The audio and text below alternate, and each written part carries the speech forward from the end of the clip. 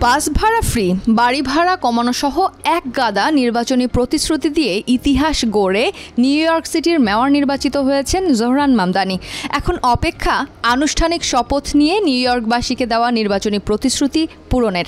সেই দায়িত্ব পালনে মাঠে নামার আগে নিজের ও পরিবারের সুরক্ষাটাও জরুরি।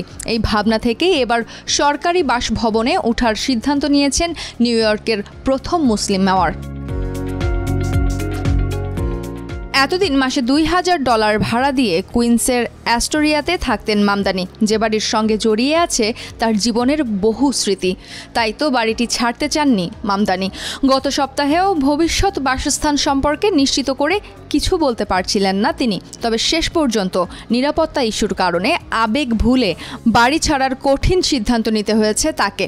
স্ত্রী রামাদুয়াজিকে নিয়ে আগামী জানুয়ারিতে ম্যানহাটনের ইয়র্কভিল নেবারহুডে ইস্ট অ্যান্ড এভিনিউয়ের 88 স্ট্রিটে অবস্থিত গ্রেসি ম্যানশনে উঠবেন তিনি।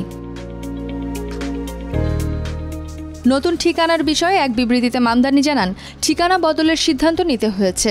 এই পদক্ষেপ নেওয়ার অন্যতম কারণ হলো পরিবারের নিরাপত্তা। মামদানি বলেন, গ্রেসি ম্যানশনে থাকার সিদ্ধান্ত এসেছে আমার পরিবারের নিরাপত্তা ও নিউ ইয়র্কবাসীর এজেন্ডার জন্য। আমাকে ভোট দিয়েছেন তার কথা ভেবে। এখন নিউ ইয়র্কবাসীর এজেন্ডা বাস্তবায়নের দিকেই আমার মনোযোগ থাকবে।